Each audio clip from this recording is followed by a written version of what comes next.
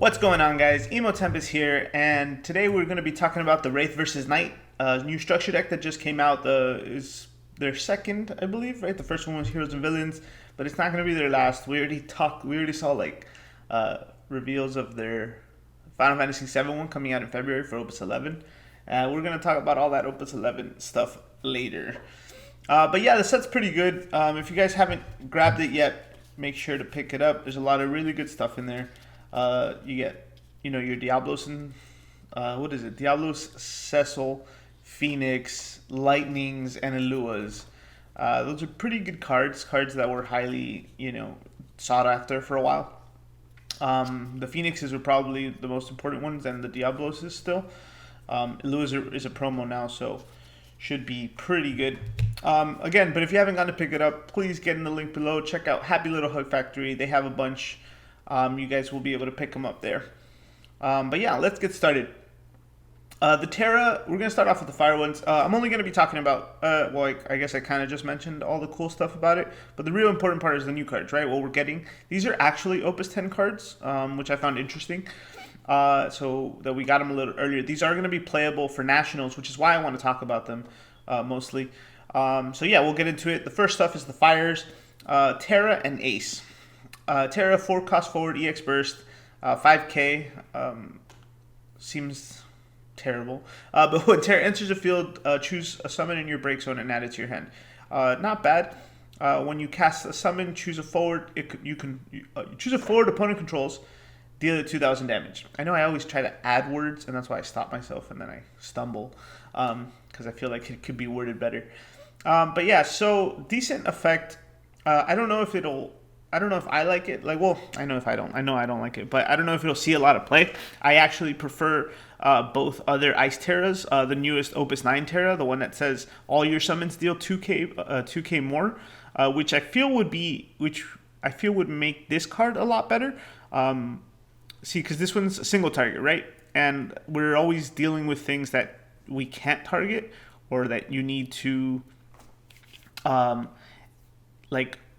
beat by a certain amount of power. And the problem with this, though, is that it doesn't prevent Minwu, right? So let's say you needed to kill something that was 9k and you're stacking 7, Brynhilder on the 7 plus 2, and it'll kill it normally, right?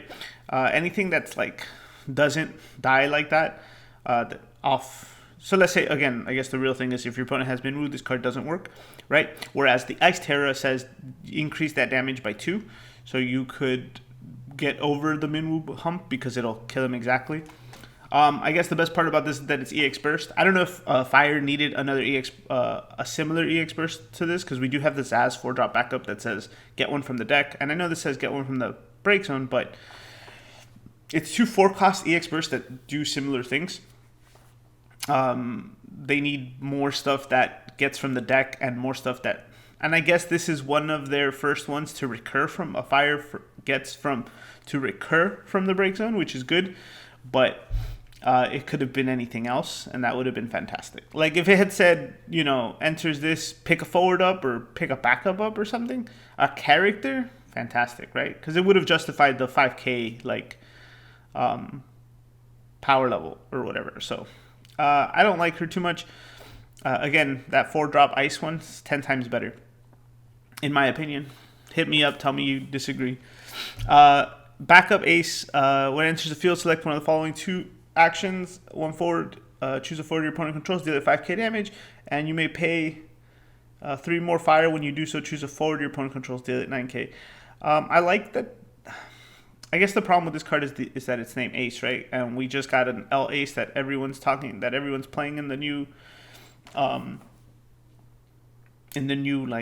cadets deck, typo deck. And so this Ace just doesn't fit in it. I think it'll see play down the road. It's not a bad backup, right? It's on curve, and it deals with little things. What I like, the 5k, it's cheap for 5k. So it does get into that, what's his name? That ice Sid Reigns, the Layla Viking, and Porums, Zidane before he gets pumped. And I think that's a good thing for Fire to have. And then going down the road, if we're playing Nail, which most fire decks will be going down the road, you can always break these break one of these, right? And if you have another one in your hand, you can play it and pay the upcharge, and then deal the 9k to something. So going down the road, I think this is going to be a fire backup that we should expect to see in a lot of fire decks because it's versatile.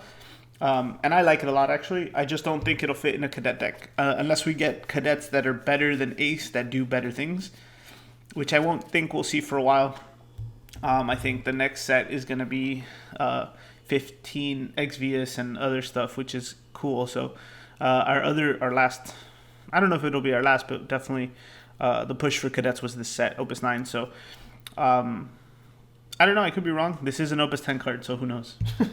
But it is a good card. I think Fire needed something like this, a better 2-cost backup that does something.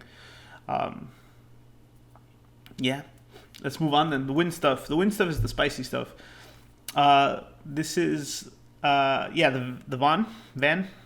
6-drop forward, 8k. When Von is reveal top 5 cards of your deck. Play a forward of cost 3 or less among them onto the field. Then shuffle the other cards revealed and return them to the bottom of your deck. If you have received 5 points of damage or more, perform this action twice.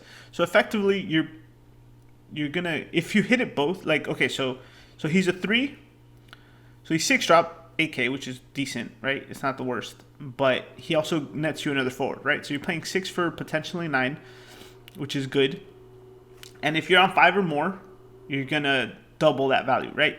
So it's actually, it's probably the best card from this whole thing, and probably the single reason to pick this up if you didn't need one, like already with all the extra legendaries and stuff. I don't know what's the best use of this yet, right? So this is what I'm trying to figure out. Like, if we think objectively, I think this might be what one of my teammates brought this up, David.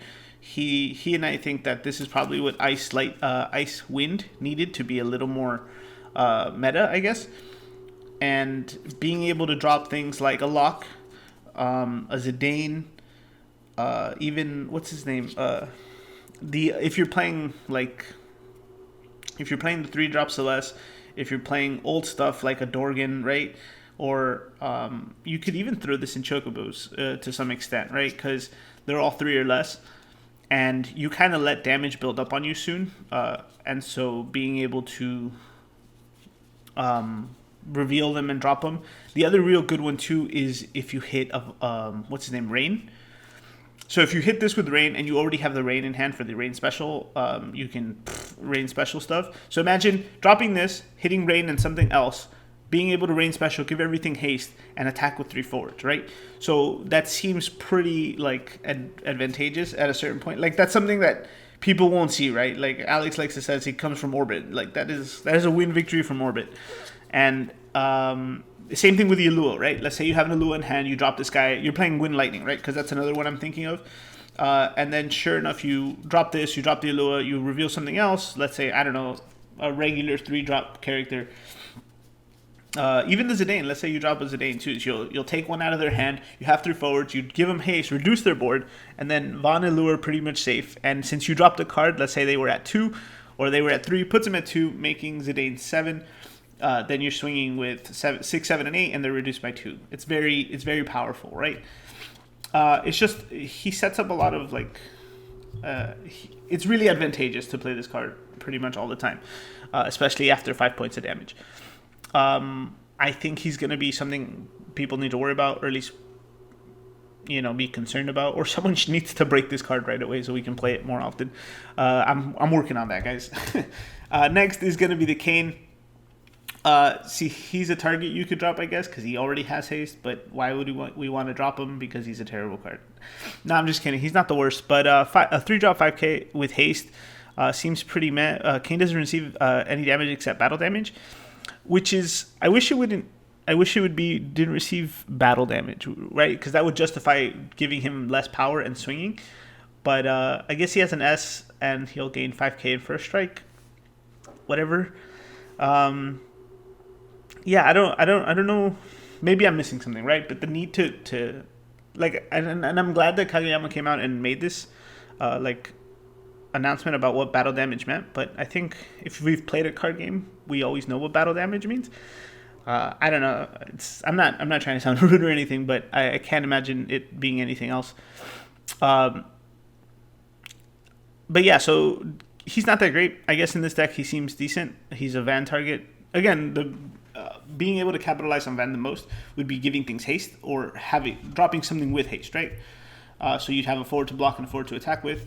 This is one of those forwards. And this is another example of something good that you can have in your hand, right? You could drop him, and he'll be able to swing, and your opponent will have to assume he doesn't have the... Well, he has to assume whether you have the S or not. And so it's just... You're pretty much setting up traps, and that's what you want to do to get advantage in the game. Next is going to be the lightning stuff. We have Ramza, and I didn't finish the video, but there's a lot of math behind this, the Ramza card, and so it is pretty good to try to get it. I think people will play one or two of them. Jason Z, the Grand Jason on YouTube, posted about it, so you guys can check that out. But yeah, so when Ramza enters the field, reveal the top 3 cards, add a forward, backup, and summon among them to your hand. It's kind of like Nail, right? There's math behind that Nail too. I'm not a math guy. I don't do numbers. So yeah, go find that information elsewhere. Sorry. But it's on Nail, we're revealing 3 and only grabbing forwards, right? And so in this one, we get one of each. And in my experience playing Nail, I'll always get at least a forward and a backup, usually. And then occasionally I'll get 2 forwards and 1 backup. So I'd be in that scenario, I'd grab everything, right? But I'm always going to be able to grab 2. And that normally Lightning plays what, 6 to 8 summons, right? 3 round moves, maybe 6 round moves, and then 2 like Odins or something. It's up there, right? You're gonna hit. It's very likely for you to hit this.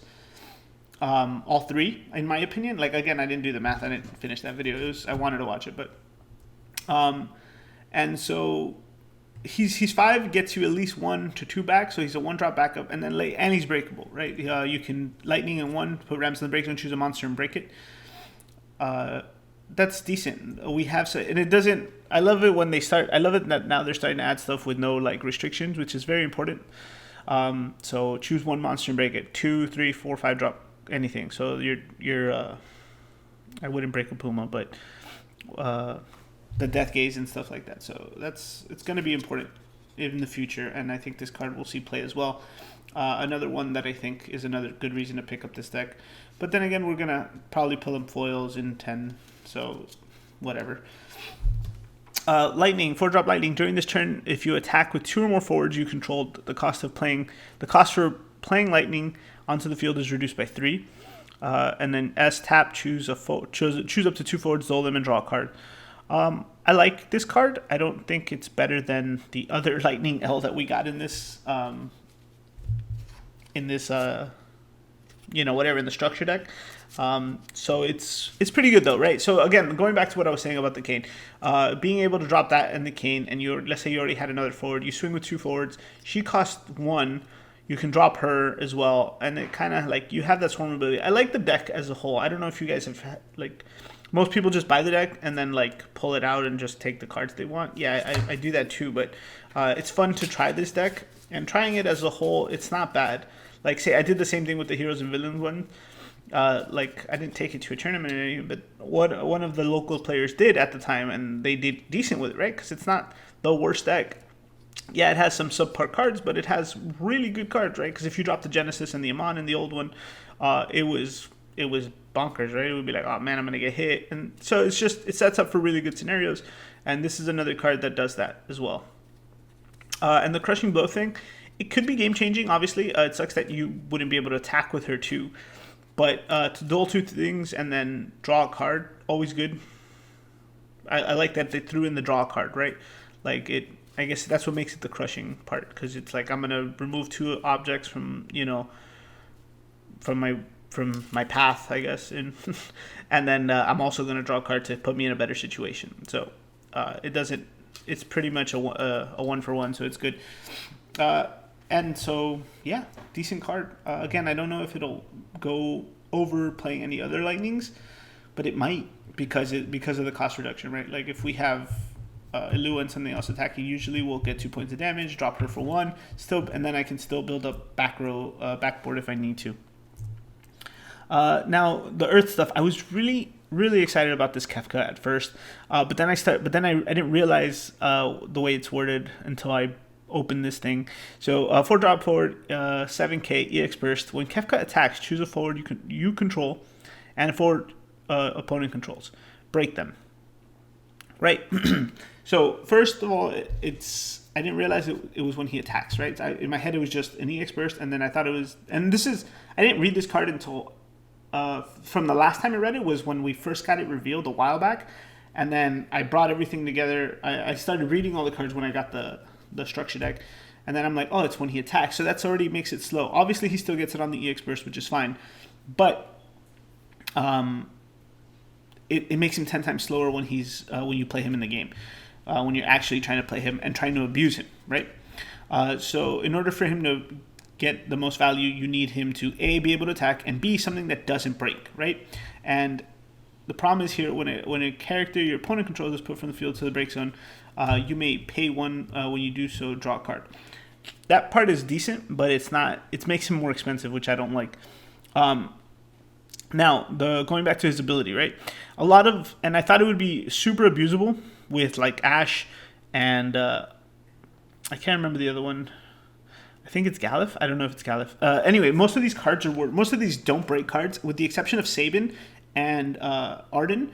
They say cannot be broken by your opponent's cards, by cards owned by your opponent, or opposing cards, I think is the exact word, right? So Razzler says Ash cannot be broken by opposing cards, meaning your opponent's stuff, meaning I was super excited to have Ash out all day and then summon or hit an EX burst Kefka and go, oh, target Ash, target you, and break that, right? But that is not going to work. So it's very important for you guys or I guess, like me, read the freaking card. RTFC is a very common saying we have around these Florida parts. But the F stands for something else. So the problem is that the best way to use this is going to be, at the moment, by the way, the best way to use this is going to be with Arden, which is already super expensive and so easily to deal with. And people, I don't know, I like Arden, but Fanfrits are still too strong. And then, and Sabin. But Sabin still has that problem. At least they're both 6, so they'll be searchable. Maybe there's another Fire 6 Earth deck there we're not messing with, like Unbreakable stuff, which I really like the concept of. It's a concept I played with in the past. I might play with it again. The problem with that deck is the Searcher, right? We lose the Empire Sid, and so that's kind of what makes it difficult. But and searching this Kefka would be the ideal scenario. So like we had Edgar to search Sabin before, which made it decent. But now without this, we would have to play other cards, is what I'm getting at. And Earth doesn't have stuff like super small stuff that we can just spit out. Like I've been testing, what's his name, Scarmillion. I call him Scarjo. To deal with Fanfrits and stuff. Like when people play a Fanfrit and I only have Arden, for example, I will back attack the Scarjo and bring him out, let him eat that. And then I'll still have stuff, my important cards. Same thing with Noctis, right? Playing Earth, you protect the Noctis. So we add everything that we can to do that. But yeah, so it was a great card. It seems very powerful. I will be looking into this, how to utilize this a lot more. I'm hoping we see more stuff that says cannot be broken. But again, we have to watch the wording because it says opposing cards. Most of the stuff that says can't be broken. Next is the 9CP new Shantotto. If your opponent controls 7 or more characters, the cost of playing Shantotto on the field is reduced by 3, so it turns into a 6. Let's see, and at what turn is this good? Let's say 3 backups, full board, and 2 forwards. We're looking mid-game already. Unless your opponent is a beast and gets 5 backups by turn 3. When Shantotto enters the field, select one of the following 2 actions. Choose a character of 3 or less in your break zone. Play it onto the field. Not bad. And then choose a character of 3 or less your opponent controls. Break it. I like this for a couple reasons. So it helps you deal with aggro, in the sense where if your opponent has let's say the easiest example would be like water or chocobos. He doesn't. I would rather clear the board, obviously, right? But being able to bring back this and maybe the Noctis back or any other 3-drop in the break zone makes him decent. I don't know if he'll replace the other Shantotto. And again, we always say that, right? And I'm not just the only one that says that. Like, people who review these cards, they say, like, his problem is his name, right? And I think this is the problem we're going to run into a lot, and probably why they haven't said they would consider, like, rotation, but maybe they should now, because we're getting all these names with the same people, and then we won't be able to play all of them. Like, some of these cards we'll rarely see play, right? Because we'd rather play the other Shantotto. Now, in terms of title, this card seems good. It seems very good. I would definitely play this in title. So I'd be able to Shantotto, obviously. But yeah, so it's not a bad card. It's definitely playable. But it's not gonna. I don't think it'll replace the other one, because I'd rather play, like, cheaper forwards that do stuff, and like more practical things, right? And then I don't want to have to wait. Effectively, this card is slower than some of the other ones, because we have to wait till your opponent has 7 or more characters, because I'm not paying 9 for this. Like, the value's just not there, right? It's even if you think about it, right? Because you'd still be paying a 9k for 6 and then getting a 3 back for that's, equating your 9. The value's there, right? It's pretty even, but you never want to pay that. You always want to get the most out of it, the best value, Walmart style. And now the big, like, the cover cards, right? Cloud of Darkness and Onion Knight. At the end of each of your turns, remove the top card of your deck from the game. Cloud of Darkness gains 1,000 for each card removed by Cloud of Darkness's ability. When Cloud of Darkness leaves the field, add 1 card removed by Cloud of Darkness's ability to your hand and put the rest of them in the break zone. I kind of like the ability. I wish it would stop, like, I wish it would only do it, like, once. Like, if it removes 1 card, puts it at 8k, and then when it dies, you get that card back, right? And then I think remove from play is like, public knowledge, so your opponent's going to see what you get, I'm pretty sure. Unless it's like Yu-Gi-Oh! Or if it's removed face down, it doesn't. I don't know. I don't remember that. I got to look into that. That's actually an interesting rule. But again, I'm pretty sure remove from play will be public knowledge, so they'll see what you'll get. I guess they kind of. I don't like giving away information either, right? So that's something. But the longer, honestly, like, I don't kill this card, right? Like, if my opponent drops this, we let it go for a bit, and then I just remove it when I feel like it's too threatening. But it's just losing cards. I don't like that. Like, why would I Riku myself and then only get 1 of them back? It's not. For that, just play the librarian or whatever, right? Like, remove 5 and get them all back every turn. I don't know why people don't play that card. I feel like it's just me that thinks it's good. But whatever. Onion Knight. When Onion Knight deals damage to your opponent, you may search for 1 card named Onion Knight and add it to your hand. That's not bad. I like that. Our Onion Knights are obviously the Sage, the Legendary, and then the 4-drop one that no one plays from, like, Opus 1. Blade Torrent. Until the end of your turn, Onion Knight gains Haste, First Strike, and Brave. And then, or Meteor, choose a forward, deal it damage equal to Onion Knight's power.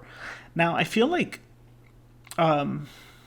Meteors could have been better, right? Like, so 7k, dealing 7k, and being he's light and he doesn't get, like, any buffs or anything, it's going to be difficult. I'm not going to Blade Torrent and Meteor in the same turn. That's just not going to happen. Even if I would get Search, like, both, it's not practical, right? Because I would have to literally, it's similar to the Bart's Curse, right? The first one, not the first one, the Opus 8 or 7 one, I think it was, the cool looking one, right? The art. And so what ends up happening here is, like, I would have to do the first one, then attack, then do his S Meteor. So that's throwing away 2 cards to potentially not get, like, removed, right? And then there's no super value out of it. Like, I'll just end up with another Onion Knight in my hand, and I'd have to play multiple Onion Knights for this to be, like, viable. Same thing with the Barts, right? Like, I'd have to play at least 4 Barts to try to get off his super attack 3 times thing.